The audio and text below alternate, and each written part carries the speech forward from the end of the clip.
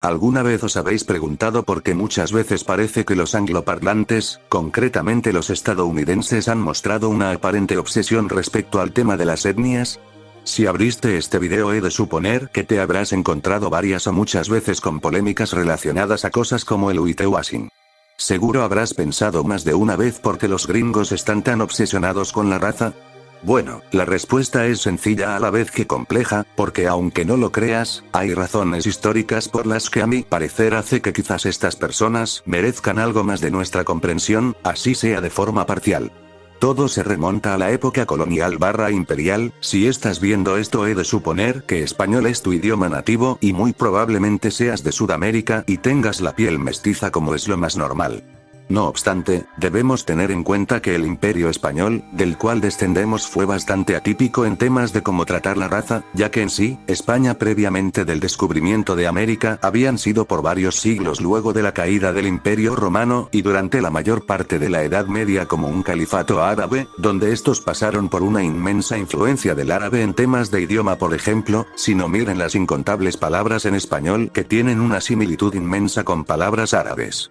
Por ello y otras cuestiones tenían la costumbre de no ser tan etnocentrista como varios países de Europa, ya sea Francia, el Sacro Imperio Romano Germánico o Inglaterra, aparte, aplicando esto en menor medida en Portugal, en Brasil, donde también hubo algo de mestizos. Ahora bien, debemos tomar en cuenta que mientras esta España de finales del siglo XV e iniciando la modernidad,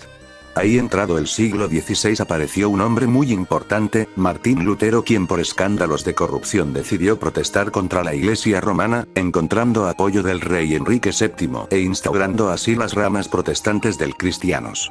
¿Por qué esto es relevante?, te preguntarás. Pues, el protestantismo, así como se dividió en varias ramas, la que más nos interesa es el calvinismo, pudiendo matizar un poco más y pasando al puritanismo inglés de Baxter. Lo relevante aquí, es que muy a diferencia del catolicismo ibérico con el que nuestra parte del mundo se crió por varios siglos, el calvinismo es una religión determinista, diferenciándose mucho de esa creencia del catolicismo en la redención, pues ésta había establecido el dogma de la predestinación, que dice aquel que sea salvo fue decidido desde antes de su nacimiento, igual para quien no. Esto de basa en el razonamiento de si Dios es omnisciente, significa que Él sabe desde el principio quién estará en el cielo con Él y quién desde incluso antes de la creación. Entonces, los angloparlantes crecieron con estas ideas y las trasladaron a Estados Unidos, donde el régimen de castas le dieron una fundamentación teológica, pues para su religión el ser humano nunca cambia, es el mismo, por ello los esclavos estaban destinados al infierno y no había nada que pudieran hacer para cambiar ese destino.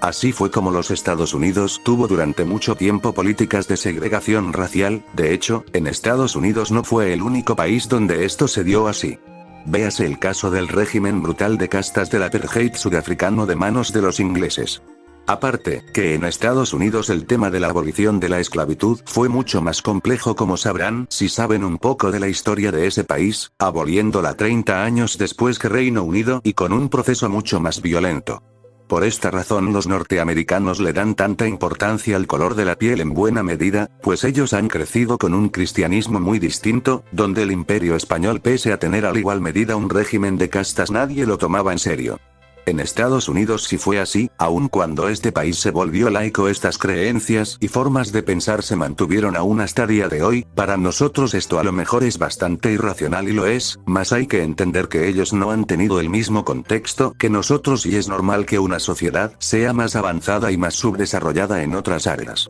De hecho, este libro da una interesante teoría de cómo el protestantismo afectó la economía estadounidense, explicando cómo estos tuvieron tanto desarrollo económico. Y bueno, lo que vemos a día de hoy, aunque pueda parecernos un simple ridículo, he de decir, lamentablemente por lo visto Estados Unidos al jamás haber abandonado esta doctrina racial de modo completo, donde el problema no es tanto que vean con desdén a gente de otras etnias, sino el creer que eso da algún indicio de personalidad. Puede llevar al apartheid norteamericano, el cual será un destino sumamente doloroso. Los primeros pasos a esto ya se han dado, con Donald Trump pretendió abolir la ciudadanía por nacimiento y empezar a darla por etnia. Lo cual, le dará un futuro muy oscuro al bastión norteamericano. Espero que con esto hayas podido entender más o menos por qué los angloparlantes son así muchas veces con el tema de la etnia, que repito, puedo entender por qué esto para mucha gente puede ser molesto y espero no haberles hecho pensar que justifico esto. Soy más marrón que el café con leche.